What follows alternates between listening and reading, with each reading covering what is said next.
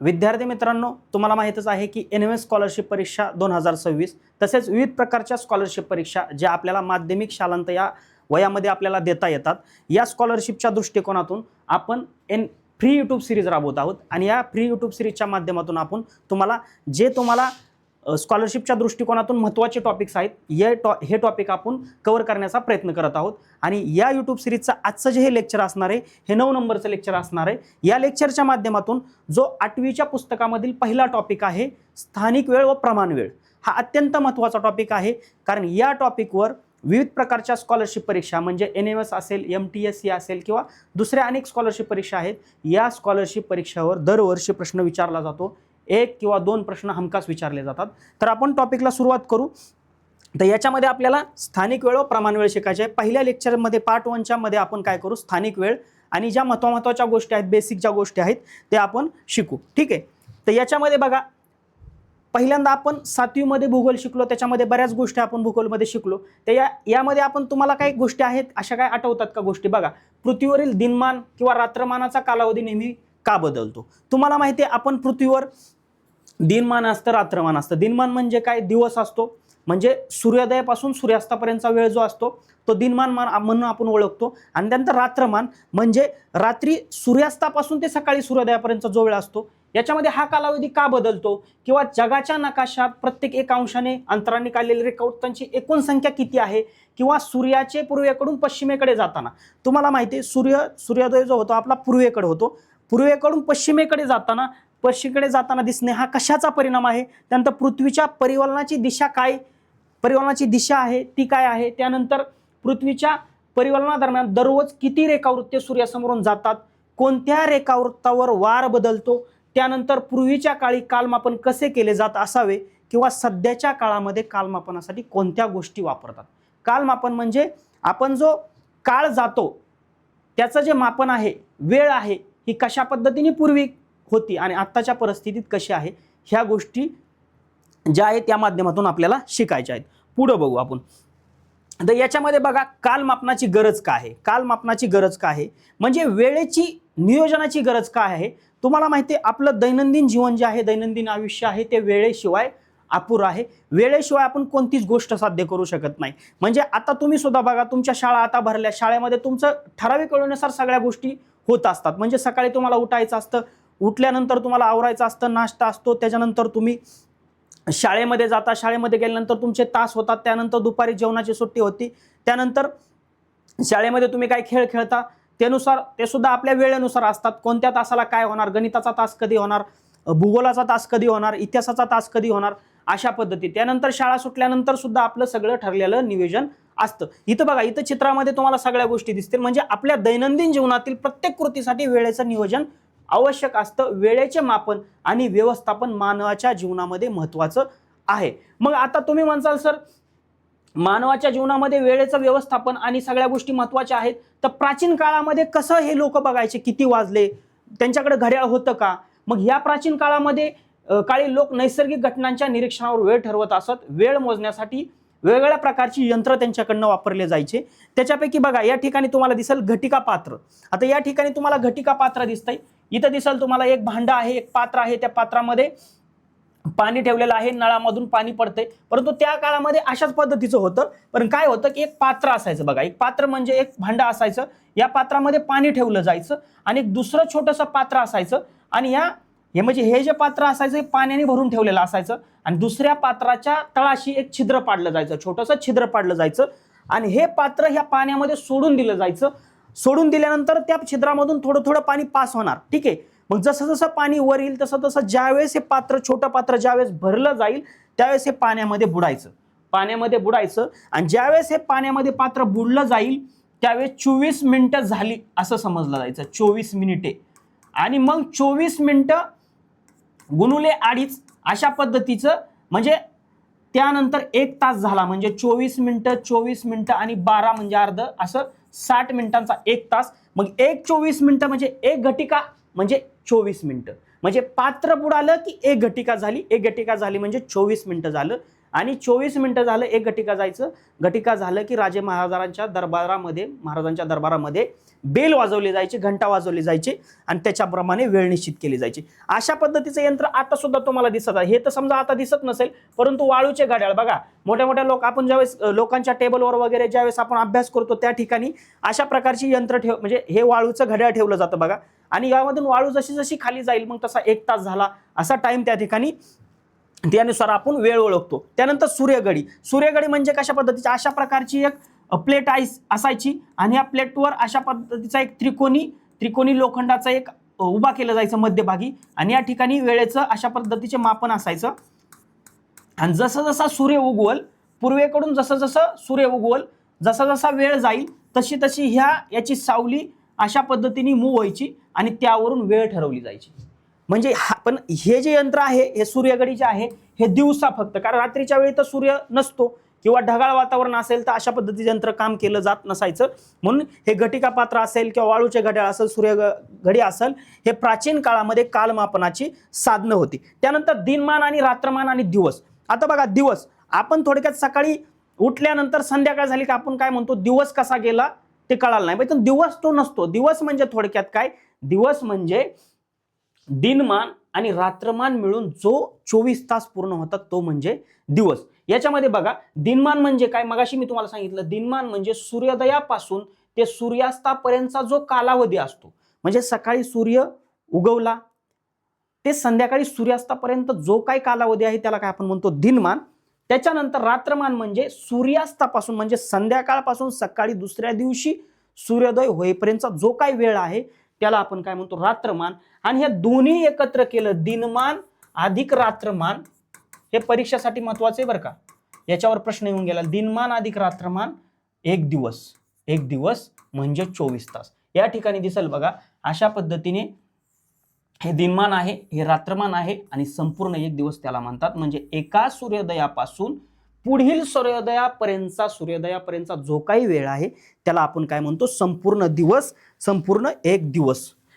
हे आपल्याला लक्षात ठेवायचं. दिनमान आणि रात्रमानावर प्रश्न येतो. पुढे बघू आपण. आता पृथ्वीचे परिवलन किती लोकांना माहिती आहे? पृथ्वीचे परिवलन म्हणजे थोडक्यात काय, पृथ्वी जी आहे ना, पृथ्वी स्वतःभोवती पृथ्वी फिरते.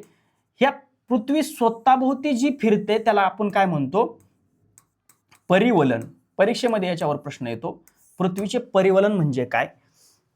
पृथ्वी स्वतःभोवती फिरते यालाच परिवलन म्हणतात. पृथ्वीचे एक परिवलन पूर्ण होण्यासाठी 24 तासांचा कालावधी लागतो, त्यामुळे एक दिवस तयार होतो. म्हणजे पृथ्वीचे स्वतःभोवती फिरण्याला जो काही पूर्ण फिरण्याला कालावधी लागतो त्याला 24 तास लागतात, म्हणजे एक दिवस लागतो.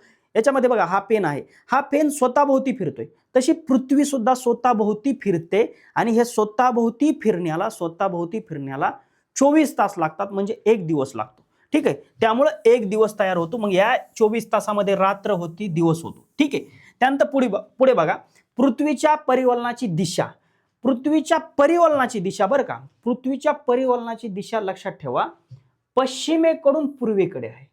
म्हणजे पश्चिम दिशा ही म्हणजे पश्चिमेकडून पूर्वेकडे, म्हणजे पृथ्वी स्वतःभोवती जी फिरते ने ते पश्चिमेकडून पूर्वेकडे फिरते. म्हणजे सूर्योदय ज्या दिशेला होतो ती दिशा पूर्व असते. इथं कन्फ्युजन होऊन देऊ नका. परिवलनाची दिशा जर तुम्हाला विचारली परीक्षामध्ये, परिवलनाची दिशा तर कोणती? पश्चिमेकडून पूर्वेकडे. ठीक आहे. आणि जर सूर्योदय कुठे होतो, सूर्य कोणत्या दिशेला उगवतो, तर पूर्वेकडे. हे फिक्स आहे, हे बदलणार नाही. म्हणजे सूर्य हा पूर्वेकडूनच उगवला जाईल, सूर्योदय हा पूर्वेकडूनच होईल, हे फिक्स आहे. त्यानंतर पृथ्वीच्या परिवलनाचे परिणाम काय? आता पृथ्वीचे परिवलन होते म्हणजे पृथ्वी स्वतःभोवती फिरते. तुम्हाला मी सांगितलं पृथ्वी स्वतःभोवती फिरते म्हणजे परिवलन. मग ह्या परिवलनाचे परिणाम काय आहेत? परिणाम हे आहेत की सूर्योदय होतो. ठीक आहे, सूर्योदय होतो. त्यानंतर दुपारी आपण काय म्हणतो, मध्यान्ह. ठीक आहे. त्यानंतर काय होतं, सूर्यास्त. ठीक आहे, सूर्यास्त. आणि नंतर काय होते, मध्यरात्र. हे परिवलनाचे परिणाम आहेत. याच्यावर प्रश्न येतो की पृथ्वीच्या परिवलनाचे म्हणजेच पृथ्वी स्वतःभोवती फिरते याचे परिणाम काय आहेत. मग याचे परिणाम आहेत की पृथ्वी स्वतःभोवती फिरल्यामुळं पृथ्वी स्वतःभोवती कशी फिरते, पश्चिमेकडून पूर्वेकडे, पश्चिमेकडून पूर्वेकडे. मग काय होतं, पहिल्यांदा होतं सूर्योदय. सूर्योदय कुठं होतो, पूर्वेला होतो. मग सूर्योदयानंतर काय होतं, दुपारची वेळ ज्याला आपण मध्यान्ह म्हणतो. ठीक आहे, मध्यान्ह. त्यानंतर काय होतं, सूर्यास्त होतो म्हणजे सूर्य मावळतो म्हणजे अंधार पडतो, सूर्यास्त होतो. आणि नंतर काय होतं, मध्यरात्र होते. आणि मध्यरात्रनंतर पुन्हा आहे अशी परत प्रोसिजर, पुन्हा सूर्योदय, पुन्हा मध्यान्ह, पुन्हा सूर्यास्त आणि पुन्हा मध्यरात्र. म्हणजे पृथ्वीच्या परिवलनाचे जर परिणाम तुम्हाला परीक्षेमध्ये विचारले तर अशा पद्धतीने तुम्हाला लिहायचंय. मग परिणाम कसे विचारतील, काय वेळेस मध्यान्हाच्या ठिकाणी सूर्यास्त देतील, मध्यरात्र मध्ये देतील, सूर्योदय शेवटी देतील. परंतु ही फिक्स प्रोसिजर, पहिल्यांदा सूर्योदय होईल, नंतर मध्यान्ह, त्यानंतर सूर्यास्त आणि त्यानंतर मध्यरात्र. अशा पद्धतीने ही क्रम तुम्हाला लक्षात ठेवायचा. पुढे बघू आपण. याच्यामध्ये बघा रेखावृत्ते आणि सूर्योदय सूर्यास्त याच्यामध्ये काय संबंध आहेत. आता पहिल्यांदा तुम्ही पाठीमागील पाठामध्ये रेखावृत्त काय असतं, अक्षयवृत्त काय असतं, विषुववृत्त काय असतं हे शिकलेले असाल. मी पहिल्या स्लाइडवर सांगितलं की तुम्हाला या पाठामध्ये पहिल्यांदा पहिल्या 7वीच्या पुस्तकामध्ये तुम्ही काय शिकले हे आठवायचंय आणि त्याच्यावर आधारित मग 8वी, त्याच्यावर आधारित 9वी, मग 10वी अशा पद्धतीने. आता 8वीच्या मध्ये तुम्हाला काय शिकायचंय, रेखावृत्त आणि सूर्योदय सूर्यास्तामध्ये काय संबंध. या ठिकाणी बघा, मगाशी मी तुम्हाला सांगितलं काय, पश्चिमेकडून पूर्वेकडे पृथ्वी फिरते म्हणजे परिवलन होते. बघा, पश्चिमेकडील रेखावृत्ते सूर्यासमोर येतात आणि पूर्वेकडील रेखावृत्त अंधारात जातात. आता पहिल्यांदा तुम्हाला मला हे सांगावं लागेल, रेखावृत्त काय. रेखावृत्त म्हणजे काय असतं, पृथ्वीचं जे वरचं टोक असतं त्याला उत्तर ध्रुव म्हणतात, पृथ्वीचं जे खालचं टोक असतं त्याला दक्षिण ध्रुव म्हणतात. या उत्तर ध्रुव आणि दक्षिण ध्रुव याच्यामध्ये जोडणाऱ्या ज्या अर्धवर्तुळ ज्या रेषा आहेत यांना आपण काय म्हणतो, रेखावृत्त म्हणतो. रेखावृत्त हे लक्षात ठेवायचं, कारण याच्यावर सुद्धा परीक्षेला प्रश्न येतात. ठीक आहे, रेखावृत्त. मग रेखावृत्त कुठे एकत्र येतात, उत्तर ध्रुवाला आणि दक्षिण ध्रुवाला रेखावृत्त एकत्र येतात. मग ह्या रेखावृत्तामधलं अंतर किती आहे, हे वृत्तामधलं जे अंतर आहे ते मध्यभागी म्हणजे विषुववृत्तावर 111 किलोमीटर सगळ्यात जास्त आहे. ठीक आहे, 111 किलोमीटर. मग जसं उत्तरेला जाईल किंवा जसं दक्षिण ध्रुवाकडे येईल तसं तसं अंतर कमी कमी होत जाईल. दिसते ना, लक्षात आलं ना तुमच्या. बघा, तुमच्या वर्गामध्ये शिकवत असताना तुमच्या समोर पृथ्वी सुद्धा ठेवलेली असते. ठीक आहे, अशा पद्धतीने पृथ्वी ठेवलेली असते. मग तिथं तुम्हाला समजून सांगतील सर सुद्धा, आणि इथं सुद्धा मी तुम्हाला सांगतोय. म्हणजे विषुववृत्तावर सगळ्यात जास्त रेखावृत्तामधलं अंतर किती, 111 किलोमीटर. ठीक आहे, मग ह्याला काय म्हणायचं, रेखावृत्त. रेखावृत्त कशा असतात, उत्तर ध्रुवापासून दक्षिण ध्रुवापर्यंत गोल पृथ्वी आहे, ह्या दोन गोष्टींना ज्या जोडणाऱ्या अर्धवृत्त रेषा आहेत यांना काय म्हणतो आपण, रेखावृत्त. ठीक आहे, लक्षात आलं. मग बघा, परिवलनादरम्यान पश्चिमेकडील रेखावृत्त क्रमाक्रमाने सूर्यासमोर येतात. पश्चिमेकडील रेखावृत्त क्रमाक्रमाने सूर्यासमोर येतात आणि पूर्वेकडील रेखावृत्त क्रमाक्रमाने अंधारात जातात. म्हणजे अशा पद्धतीने पृथ्वी फिरते. लक्षात येतं तुमच्या, अशा पद्धतीने पृथ्वी फिरते. मग या ठिकाणी काय आहे, रेखावृत्त सूर्यासमोर आली. मग पृथ्वी फिरत असताना साहजिकच पूर्वेकडील रेखावृत्त अंधारात जातील. मग सूर्यप्रकाशात येणाऱ्या रेखावृत्तावर काय होईल, सूर्योदय होईल आणि अंधारात जाणाऱ्या रेखावृत्तावर सूर्यास्त होईल. लक्षात आलं गोष्ट. 4 गोष्टी लक्षात ठेवायच्यात. पहिली गोष्ट काय होईल, पश्चिमेकडील जे रेखावृत्त येतील सूर्यासमोर त्याच्यावर काय होईल, सूर्योदय होईल. ठीक आहे, त्यानंतर पूर्वेकडे जर अंधारात जाणारे रेखावृत्त जे आहेत त्याच्यावर काय होईल, अंधार येईल. मग थोडक्यात काय, सूर्यप्रकाशात येणाऱ्या रेखावृत्तावर सूर्योदय होईल, अंधारात जाणाऱ्या रेखावृत्तावर सूर्यास्त होईल. छोटी आणि सगळ्यात सोपी गोष्ट आहे, याच्यावर परीक्षेला प्रश्न येतात. आता तुम्ही पाठीमागील इयत्तेमध्ये शिकलाच असेल ना, रेखावृत्त. अशा पद्धतीचे रेखावृत्त, समजा हे पृथ्वी आहे, मग हे रेखावृत्त आहेत उभे. ठीक आहे, मग मधलं जे असतं बरोबर मध्यभागी त्याला आपण काय म्हणतो, विषुववृत्त. ठीक आहे, आणि त्यानंतर उत्तरेकडे किंवा दक्षिणेकडे जे आडवे अर्धवर्तुळ जे रेषा आहेत याला आपण काय म्हणतो, अक्षवृत्त. ठीक आहे, अक्षवृत्त. ठीक आहे, याला सुद्धा. मग याच्यामधलं अंतर फिक्स आहे, किती, 111 किलोमीटर. आणि याच्यामधलं सुद्धा मध्यभागी विषुववृत्तावर दोन रेखावृत्तामधलं अंतर सुद्धा फिक्स आहे. हे तुम्ही पाठीमागील इयत्तेत शिकला असता, ठीक आहे, किंवा इथं सुद्धा समजून घ्या, काय प्रॉब्लेम नाही. मग उभे जे आहेत त्याला रेखावृत्त, आडवे जे आहेत त्यांना अक्षवृत्त, आणि मध्यभागी जे आहेत त्यांना विषुववृत्त. 3 गोष्टी तुम्हाला लक्षात ठेवायच्या, 3 गोष्टी तुम्हाला लक्षात ठेवायच्या. अशा पद्धतीने रेखावृत्त तुम्हाला माहीतच पाहिजे, अक्षवृत्त तुम्हाला माहीतच पाहिजे, ठीक आहे. मग सूर्य पूर्वेकडून पश्चिमेकडे जात असल्याचा भास होतो. बघा, सकाळी सूर्योदय कुठं होतो, मी मगाशी तुम्हाला सांगितलं, सकाळी सूर्योदय कुठं होतो, सूर्य कुठं उगवतो, पूर्वेला. मग आपल्याला काय भास होतं की सूर्य पूर्वेकडून पश्चिमेकडे जातोय, ठीक आहे. पूर्वेकडून पश्चिम म्हणजे सूर्य हलतोय आपल्याला भास होतं, पण तसं नसतं. प्रत्यक्षामध्ये पृथ्वीचे परिवलन होतंय, पृथ्वी स्वतःभोवती फिरते, आणि पृथ्वी सूर्य स्वतःभोवती फिरत असताना मग तिचा काही भाग सूर्यासमोर येतोय, ठीक आहे. जिथं भाग सूर्यासमोर येतोय, जे रेखावृत्त सूर्यासमोर येतंय तिथं काय होतंय, उजेड होतोय. जे अंधारात जात आहे रेखावृत्त तिथं काय, अंधार आहे, ठीक आहे. मग पृथ्वी फिरते का सूर्य फिरतोय, साहजिकच पृथ्वी. म्हणून प्रत्यक्षात सूर्य फिरत नाही, पृथ्वी फिरत असल्यामुळे हा भास निर्माण होतो. मग उदाहरणार्थ तुम्ही बसमध्ये बसला आहात, बसमध्ये, ठीक आहे, बसमध्ये बसला आहात, बसमधून जसं आपण, बस असू द्या किंवा रेल्वे असू द्या, कुठल्या किंवा गाडीवर तुम्ही जात आहात, तर आपण प्रवास करत असताना काय होतं, झाडं पाठीमागं जाताना दिसतात वेगाने, लाईटीचे खांब पाठीमागं जाताना दिसतात, इमारती पाठीमागं जाताना दिसतात. मग ते हलतात का, नाही.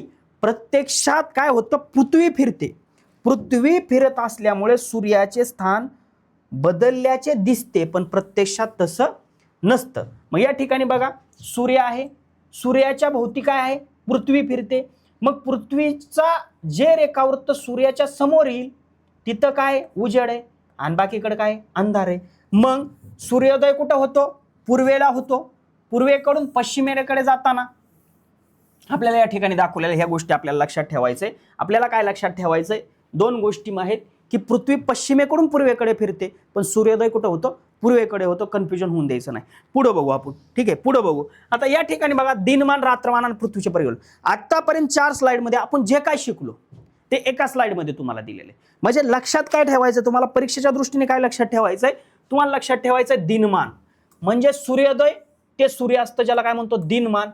त्यानंतर रात्रमान म्हणजे सूर्यास्त ते सूर्योदय, लक्षात ठेवायचंय. एक दिवस म्हणजे एका सूर्योदयापासून दुसऱ्या पुढील सूर्योदयापर्यंतचा वेळ, म्हणजे पहिला सूर्योदय ते पुढील सूर्योदय म्हणजे काय, दिवस. त्यानंतर रात्रमान म्हणजे सूर्यास्त, सूर्य बुडाला आहे, सूर्य उगवला आहे तिथपर्यंत रात्रमान. सूर्य उगवला आहे, सूर्य मावळला आहे तिथपर्यंत दिनमान. ह्या लक्षात ठेवायच्यात गोष्टी. पृथ्वीचे परिवलन, पृथ्वीचे परिवलन म्हणजे काय, पृथ्वीचे परिवलन म्हणजे 24 तास, ठीक आहे. परिवलनाची दिशा पश्चिमेकडून पूर्वेकडे. परिणाम काय होतो, परिवलनाचा परिणाम तुम्हाला सांगितलं परीक्षेला येतो, सूर्योदय होतो, मध्यान्ह होतो, सूर्यास्त, मध्यरात्र, हे लक्षात ठेवायचंय.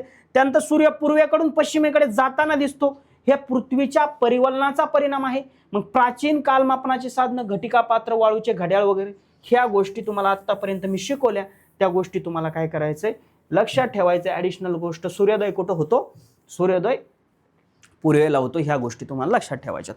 पुढे बघू, दुसरा भाग बघू आपण. याच्यामध्ये बघा, सावलीची लांबी व दिशा. सकाळी आणि संध्याकाळी सावलीची लांबी, सावली लांब असते, ठीक आहे. सकाळी आणि संध्याकाळी म्हणजे सकाळ आहे, दुपार आहे, संध्याकाळ आहे. सकाळी सूर्य उगवल्यानंतर लांबी सर्वात जास्त असते, सूर्य मावळताना जास्त असते, दुपारी कमी असते. कारण जसं जसं सूर्य उगवल, जसा जसा दुपारपर्यंत जाईल तशी तशी जी लांबी आहे बघा, या ठिकाणी खांब आहे, कारण सूर्याची किरण सकाळी तिरपी पडतात, दुपारी सरळ पडतात, ठीक आहे, संध्याकाळी परत तिरपी पडतात. म्हणजे सकाळी आपल्याला ऊन कमी लागतं, संध्याकाळी ऊन कमी लागतं, दुपारी ऊन जास्त लागतं. कशामुळं, कारण सूर्याची किरण डायरेक्ट आग ओकतात, दुपारी आपल्या डोक्यावर पडतात, ठीक आहे, सरळ पडतात.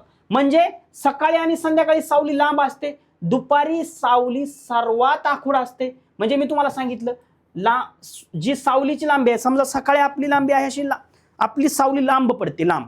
जसं जसं दुपारी येईल तशी सावली आपल्या खाली अशी सरळ येते. मग परत जसं दुपारपासून संध्याकाळपर्यंत परत अजून सावली लांब जाते. म्हणजे सकाळी आणि संध्याकाळी सावली लांब असते, सकाळी आणि संध्याकाळी सावली लांब असते, दुपारी सावली सगळ्यात आखूड असते, परत संध्याकाळी सावली लांब असते. म्हणजे सूर्याच्या आकाशातील स्थानानुसार सावलीची दिशा आणि लांबी सुद्धा बदलते. दिशा सुद्धा बदलते, लांबी सुद्धा बदलते.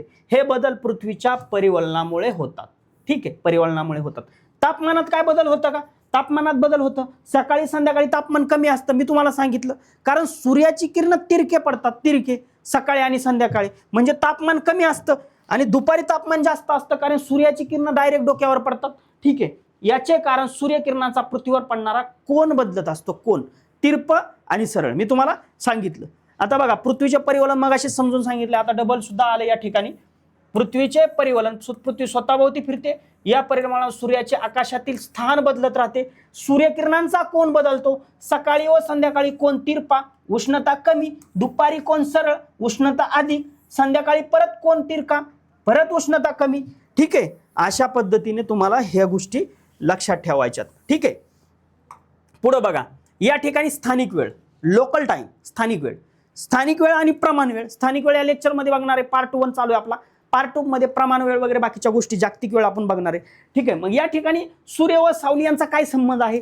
सूर्योदयानंतर सूर्य वर जातो तशी सावली लहान लहान होत जाते. मग अशीच मी तुम्हाला सांगितलं, मध्यानाच्या वेळी सावलीची लांबी सर्वात कमी असते, दुपारी कमी असते, कारण कोन सरळ असतो.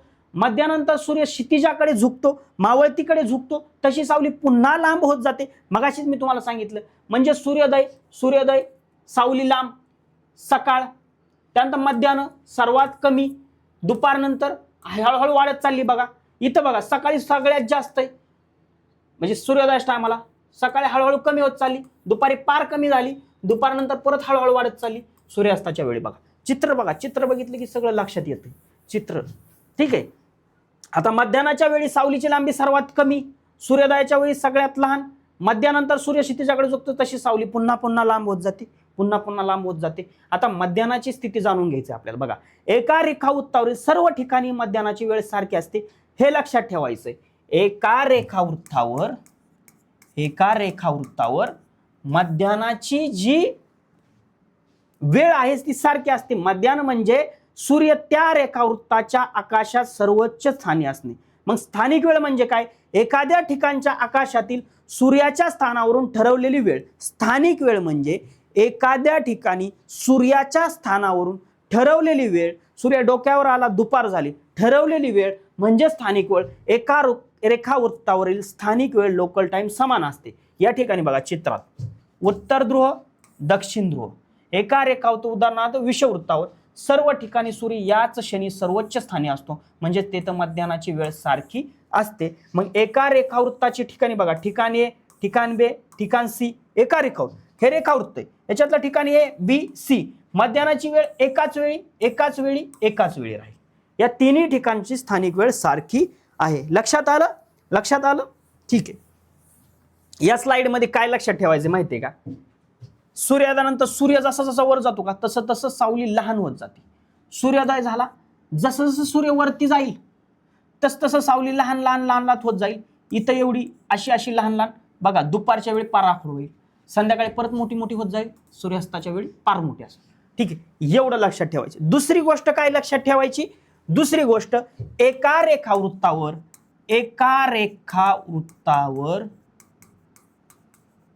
किंवा त्यावरील सर्व ठिकाणांची मध्यान्हची वेळ जी आहे ती सारखी असते, समान असते. या दोनच गोष्टी लक्षात ठेवायच्या. ठीक आहे, पुढे बघा. आता ध्रुवीय प्रदेश तुम्हाला माहिती आहे. ध्रुवीय प्रदेश म्हणजे मगाशीच मी तुम्हाला सांगितलं, अशी पृथ्वी तुम्हाला सांगितलं. बघा, अशी पृथ्वी आहे, ज्याला गोल आहे ना,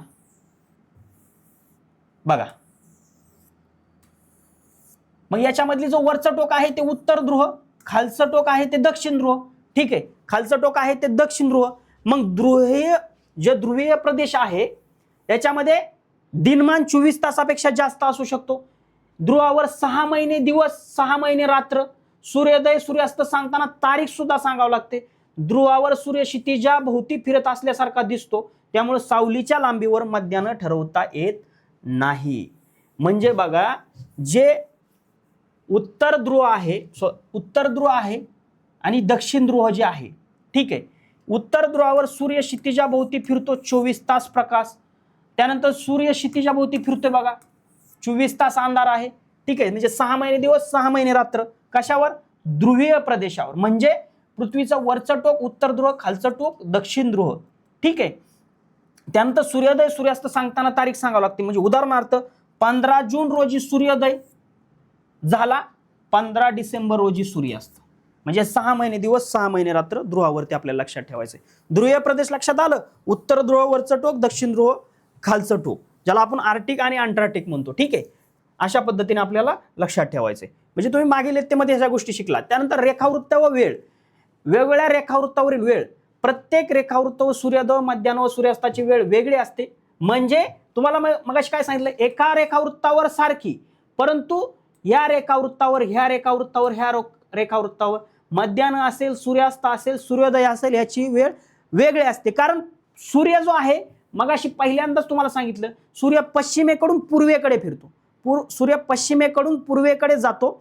जसा जसा जाईल, सूर्याच्या समोर जशी जशी रेखावृत्त जे येईल, तिथं सूर्योदय आधी होईल, मध्यान्ह सुद्धा आधी होईल, सूर्यास्त सुद्धा आधी होईल. मग या ठिकाणी बघा, मुंबई पश्चिम, कोलकाता पूर्व. मग सूर्य जर पूर्वेला उगवतोय तर बघा, कोलकातामध्ये सूर्योदय इथं 5 AM, मध्यान्ह 12 PM, सूर्यास्त 7 म्हणजे संध्याकाळी. मग इथं 5:30, मुंबईला 12:30 लेट आहे, कारण सूर्य पूर्वेकडून उगवतोय. मग रेखावृत्त आधी ते सूर्यासमोर जातंय. म्हणून उदाहरण सांगायचं गेलं तर प्रत्येक रेखावृत्तावर सूर्योदय, मध्यान्ह, सूर्यास्ताची वेळ वेगळी असती.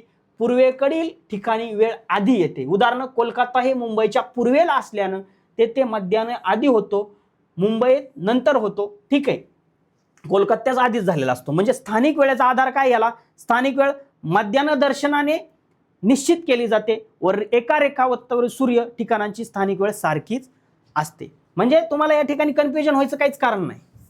म्हणजे या ठिकाणी एक रेखावृत्तावर जे जे ठिकाणं आहेत, या रेखावृत्तावर याच्यामध्ये सूर्यास्त असेल, सूर्योदय असेल किंवा मध्यान्ह सारखे असेल. परंतु जे रेखावृत्त अगोदर सूर्यासमोर जाईल किंवा पूर्वेला सूर्योदय होतो, समजा कोलकाता, अगोदर सूर्योदय होईल, अगोदर मध्यान्ह होईल, त्यानंतर सूर्यास्त सुद्धा अगोदर होईल मुंबईपेक्षा, या रेखावृत्तापेक्षा, कारण सूर्य पूर्वेला उगवतो, ठीक आहे. मग या ठिकाणी बघा, एका रेखावृत्तावर सर्व ठिकाणांची स्थानिक वेळ समान असते, ठीक आहे. सर्व ठिकाणी सूर्य एकाच वेळी सर्वोच्च स्थानी असतो एका रेखावृत्तावर, आणि वेगवेगळ्या रेखावृत्तावर वेगवेगळ्या टायमाला. लक्षात आलं गोष्ट. पुढे बघा, या ठिकाणी आता जे महत्वाच्या गोष्टी आतापर्यंत जी शिकलो, नंतरच्या स्लाइडमध्ये आपण सकाळी व संध्याकाळी सावली लांब, दुपारी आखूड, संध्याकाळी परत, म्हणजे सकाळी संध्याकाळी लांब, दुपारी आखूड.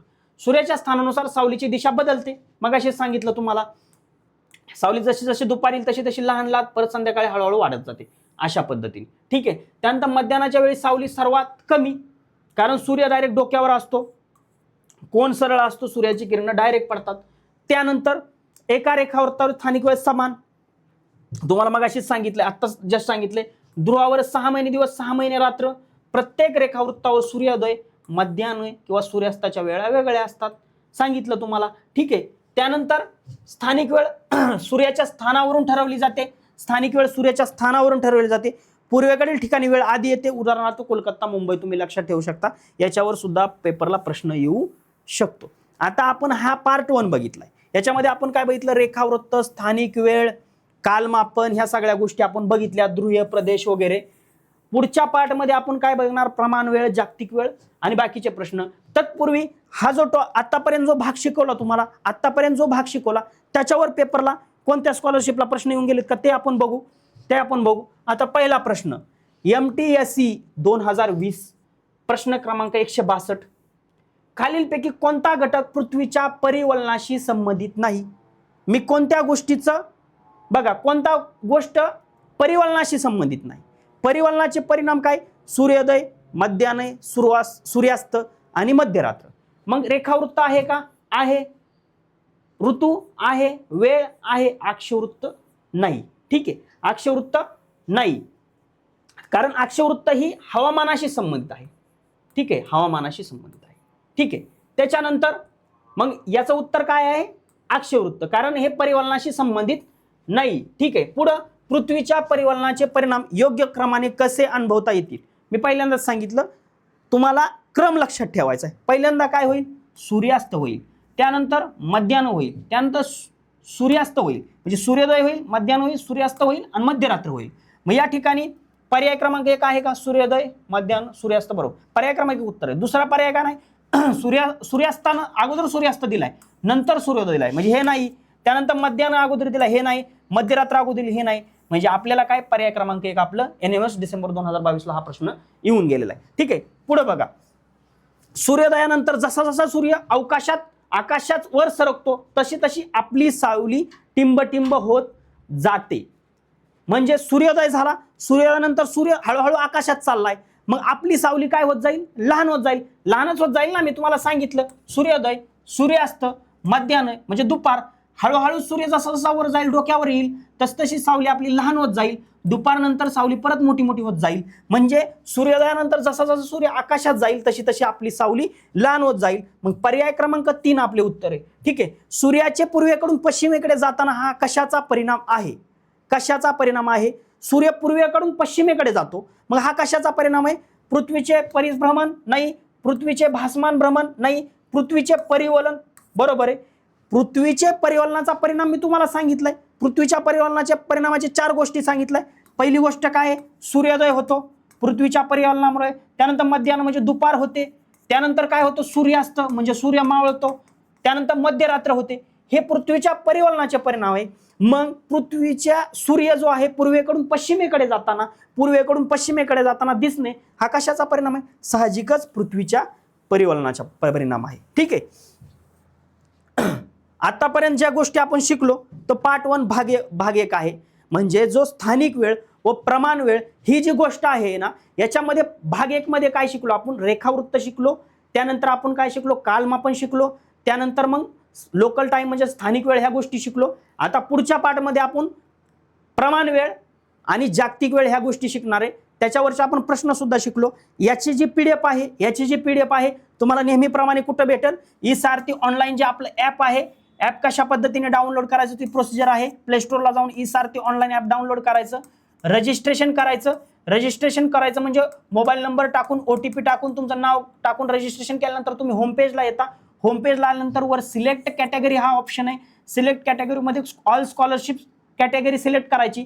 ऑल स्कॉलरशिपमध्ये जो फ्री PDF ऑप्शन आहे त्याच्यामध्ये आत्ताच्या लेक्चरची PDF आणि याच्यावर सराव करण्यासाठी प्रश्न मी अवेलेबल करून दिलेले आहेत. तुम्ही त्या ठिकाणी जावा आणि ते तुम्ही बघू शकता.